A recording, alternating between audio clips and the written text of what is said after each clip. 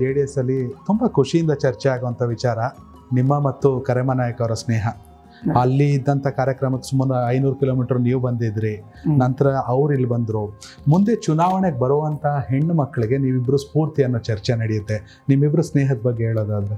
ನಮಗೆ ಅವ್ರಿಗೆ ಪರಿಚಯ ಗೆದ್ಮೇಲೆ ಪರಿಚಯ ಆಗಿರೋದು. ಮೀಟಿಂಗ್ ಅಲ್ಲಿ ಸಿಗ್ತಾ ಇದ್ವಿ.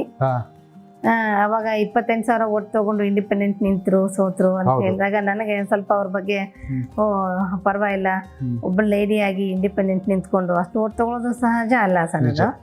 ಆ ಟೈಮಲ್ಲಿ ನಮ್ಮ ಪಕ್ಷದವ್ರು ಸ್ವಲ್ಪ ಬೆಂಬಲಿಸಿದ್ರೆ ಪಾಪ ನಮ್ಮ ಪಕ್ಷದಿಂದ ಅವ್ರಿಗೆ ಟಿಕೆಟ್ ಕೊಡ್ತಿದ್ರು.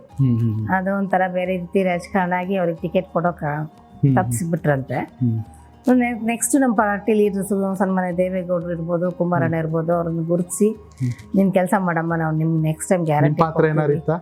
ಇಲ್ಲ ಸರ್, ನನಗೆ ಆ ಟೈಮಲ್ಲಿ ಅಷ್ಟೊಂದು ಇದಿರ್ಲಿಲ್ಲ. ಆಮೇಲೆ ಅವ್ರನ್ನ ಗುರುತಿಸಿದ್ಮೇಲೆ ಅವ್ರ ಪಾಪ ಓಡಾಡಿ ಸಂಘಟನೆ ಮಾಡಿಕೊಂಡು, ಅಲ್ಲಿ ಗ್ರೇಟ್ ಲೇಡಿನೇ ಅನ್ಬೇಕು, ಅವರು ಸಂಘಟನೆ ಮಾಡ್ಕೊಂಡು ಈ ಮಟ್ಟಕ್ಕೆ ಬೆಳೆದು ಬಂದಿದ್ದಾರೆ ಅಲ್ಲಿ ಅಂದ್ರೆ ಅದು ಶಿವನಗೌಡ್ರ ಎದುರುಗಡೆಗೆ ಅವ್ರ ಸಾಹಸನೆ. ಅದಕ್ಕೆ ನಾನು ಅವ್ರಿಗೆ ಒನ್ಕೆ ಒಬ್ಬ ಇದ್ದಂಗಿದ್ದೀರಪ್ಪ ದುರ್ಗಿ ಅಂತಾರೆ, ದೇವದುರ್ಗ ದುರ್ಗಿ ಅಂತಾರೆ ಅಂತೇಳಿ ಹೇಳೋದು. ಈಗಲೂ ಮಾತಾಡ್ತಿರ್ತೀರಾ ಕ್ಯಾಶುವಲ್ ಆಗಿ ಫೋನಲ್ಲೆಲ್ಲ? ಟೈಮ್ ಸಿಕ್ಕಾಗ ಮಾತಾಡ್ತೀವಿ, ಕಡಿಮೆ. ಅವರು ಬ್ಯುಸಿನೇ ಇರ್ತಾರೆ. ಅವರಿಗೆಲ್ಲ ಹೈದರಾಬಾದ್ ಕರ್ನಾಟಕ, ಕಲ್ಯಾಣ ಕರ್ನಾಟಕಗಳದ್ದು ಮಿನರಲ್ಸ್ ಫಂಡ್ಸ್ಗಳು ಅವೆಲ್ಲ ಇದ್ದಾವೆ.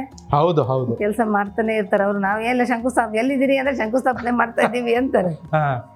ಮೊನ್ನೆ ಅವರು ಕಾರ್ಯಕ್ರಮದಲ್ಲಿ ಲಾಸ್ಟಿಗೆ ನಾನು ಏನೇನು ಕೆಲಸ ಮಾಡಿದೆ ಅನ್ನೋದನ್ನ ಅವರು ಪಟ್ಟಿ ಹೇಳಿದ್ರು. ಹೌದು, ಅದನ್ನ ನೋಡಿ ನಮ್ಮ ಕ್ಷೇತ್ರದವ್ರಿಗೆ ಅರ್ಥ ಆಯ್ತು ಬಿಡಿ, ನಮ್ಮ ಕಾರ್ಯಕರ್ತರಿಗೆ. ಮೇಡಮ್ ಅವ್ರು ಏನು ಅಷ್ಟು ಪಟ್ಟಿ ಹೇಳಿದ್ರು ಮೇಡಮ್, ಇದು ಕತೆ ಏನಿದು ಅಂತ ನಾವೇ ನಗ್ತಾ ಇರ್ತೀವಿ ಆ ರೀತಿ. ಹಾಗೆ ಕ್ಷೇತ್ರದ ವ್ಯಾಪ್ತಿಗೆ ಅಲ್ಲಿ ಇರೋ ಅನ್ನೋದನ್ನ ನಾವು ಸಮರ್ಪಕವಾಗಿ ನಿಭಾಯಿಸ್ಕೊಂಡು ಕೆಲಸ ಮಾಡ್ತಾ ಇದ್ದಾರೆ. ಕನೆಕ್ಟ್ ಕರ್ನಾಟಕ, ಇದು ನಿಮ್ಮ ನೆಟ್ವರ್ಕ್.